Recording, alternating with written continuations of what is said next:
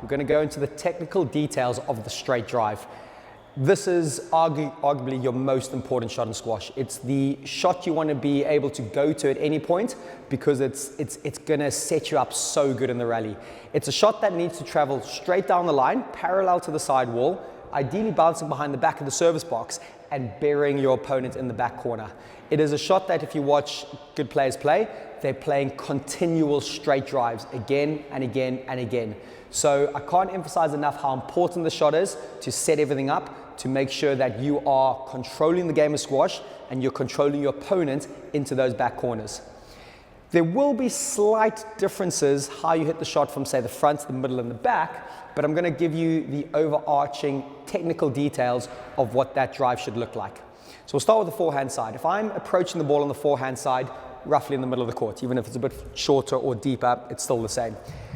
I want to get that early racket prep. That for me is fundamental. So I know it's going forehand. I've really got that racket out the way quick and I've got it up. I want to show my intent. I want to show some threat. All too often I see players go there, their feet are moving and their racket's flopping down here somewhere. So that position would be into there, nice bit of threat. As you can see what I did there, I got side on. Getting side on to this is imperative. If you're facing the front wall or if you're facing backwards and trying to hook it out, it's not going to go very well. Side on to that ball is hugely important. So it's that racket up and very side on. So if I put a ball down, my contact point will ideally be looking to be in line with that front foot. If I can get my body in a position where I'm completely side on with that lead leg, which will be my left leg on the forehand side, that ball has got a high chance of going very straight down the line. So if I line it up here, side on, when I come into swing, very importantly, we want that racket face squaring up to that ball. It might be slightly open if you need to, but we don't want variance in that contact point. If that contact point has a variance, what I mean by that would be if my racket head has dropped, it's behind my wrist, or my racket head is in front of my wrist. All of those little variables will massively negatively affect the shot. It'll start spraying off in different directions. And if you get that square contact point, one of the best things you can do to underpin that is that follow through. You've got to get that commanded line follow through. So those little bits of information all put together are massively important to create consistency in that straight drive. So I'm just going to show you an example on the forehand side if I was doing it. So the ball would be put up here. I would line it up there and I would hit that ball nice and through to that back. On the backhand, we'll talk about that now, because I find a lot of players find it a little bit tougher on the backhand side, and it is tougher. But with a few of these key little elements, it'll help a lot. So some similarities: early racket preparation. Balls on the backhand, bang, I've got my early preparation. We've got to rotate more on the backhand. Forehand, I can be relatively square on the whole time. Backhand, as I get my racket up, if you notice my body, my hips and my shoulders will be facing much further back. I've got to get the rotation because the backhand is not as powerful if you don't get the rotation. The shoulder's in front of you, so you've got to get that shoulder out the way. Contact point, very, very similar. It's going to be side on. So I want to make sure, as I get to that ball and side on there, that's my poise, that's my position. That foot, nicely in line with that ball. Racket face, racket head, like on the forehand, squaring up. We want to be nice and square on that ball. As I said, any variance, anything inside or anything hooking, that ball is going to be inconsistent and it's going to fly all over the place. And like I've said in a previous video, that importance of that follow through on the backhand.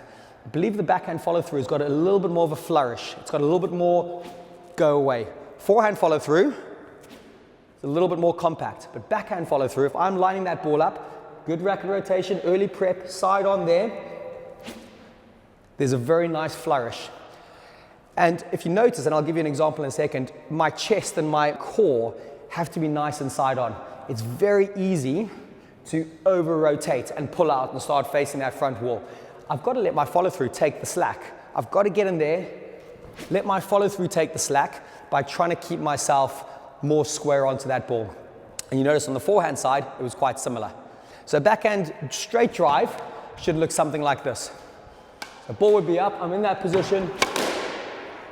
I'll take that one, nice and tight, fading into that corner, very parallel to that wall, burying my opponent in the back. And hopefully you can see some of those elements were all sitting there. The early racket prep, square on, nice follow through, and trying to create that consistency in the straight drive, which in my book is your most important go-to shot at the stage you're going to be at. Have you ever wondered what Jonah Barrington, Nick Matthew and Jonathan Power all have in common? They might all be world number ones, but they're also all coaches on squashskills.com.